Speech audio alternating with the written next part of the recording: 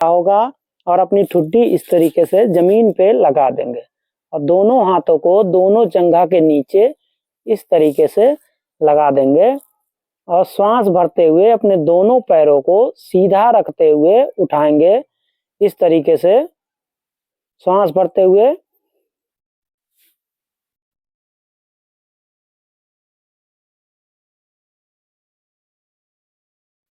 इस स्थिति। सभी साथियों को मेरा नमस्कार। आज शलभासन करने का सही तरीका, सावधानी, लाभ।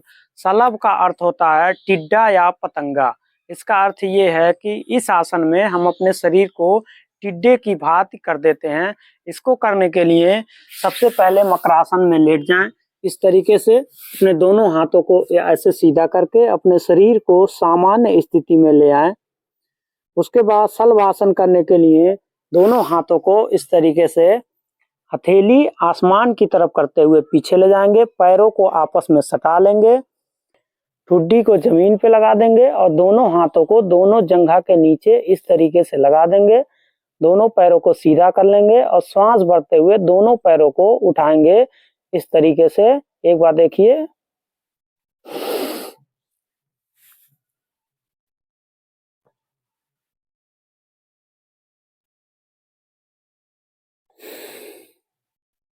उस स्थिति में जाने के बाद 10 सेकेंड 20 सेकेंड रुकेंगे अपने शरीर के सामर्थ्य के अनुसार और फिर धीरे धीरे दोनों पैरों को श्वास छोड़ते हुए नीचे कर देते हैं।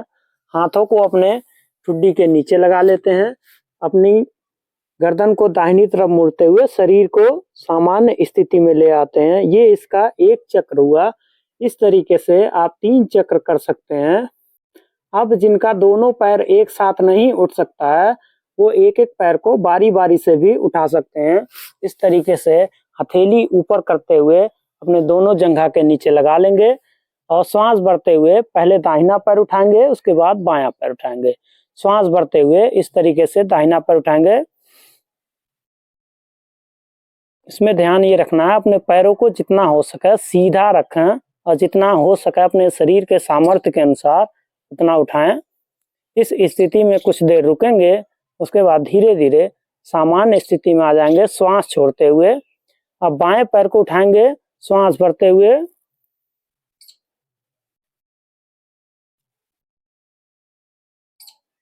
अगर आप ज्यादा देर रुकते हैं तो श्वास की गति सामान्य कर देते हैं।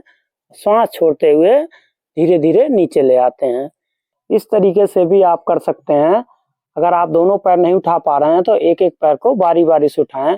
इसका एक तरीका और है, दोनों हाथों को खोल लेंगे और बाएं हाथ को इस तरीके से कमर पे रख लेंगे और दाहिने हाथ को आगे कर लेंगे और दाहिना हाथ और बायां पैर ये दोनों को एक साथ उठाएंगे। इस तरीके से जितना हो सके उतना उठाएं। अपने हाथों को और पैरों को सीधा रखें। उसके बाद धीरे धीरे सामान्य स्थिति में आ जाएंगे। उसके बाद दाहिने हाथ को पीछे कर लेंगे और बाएं हाथ को आगे कर लेंगे। अब बायां हाथ और दाहिना पैर एक साथ उठाएंगे इस तरीके से श्वास भरते हुए। श्वास छोड़ते हुए नीचे आ जाएंगे। ये भी इसका एक तरीका है। इसको कई तरीके से किया जा सकता है।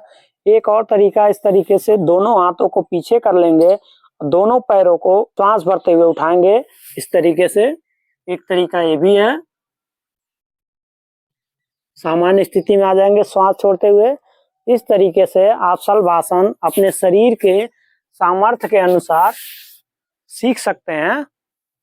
इस आसन को करने से हमारी पीठ के निचले हिस्से के सभी अंगों के लिए बहुत लाभकारी है। इसको करने से साटिका और पीठ में जो हल्का फुल्का दर्द होता है उसके लिए भी बहुत ज्यादा फायदेमंद है। इस आसन को करने से हमारे कमर की मसल्स, थाई मसल्स और पैरों की मसल्स के लिए भी बहुत अच्छा आसन है। इसको करने से हमारे पेट की चर्बी, थाई मसल्स की चर्बी भी धीरे धीरे खत्म हो जाती है। इस आसन को करने की कुछ सावधानियां भी हैं। गर्भवती महिलाओं को, हार्ट पेशेंट को, हाई बीपी पेशेंट को, अल्सर, हार्निया के मरीजों को ये आसन नहीं करना चाहिए। अगर आप हमारे चैनल पर नए हैं तो चैनल को सब्सक्राइब करें, वीडियो को लाइक करें। आशा करते हैं कि हमारे द्वारा बताई गई जानकारी आपको समझ में आया होगा। धन्यवाद, नमस्कार।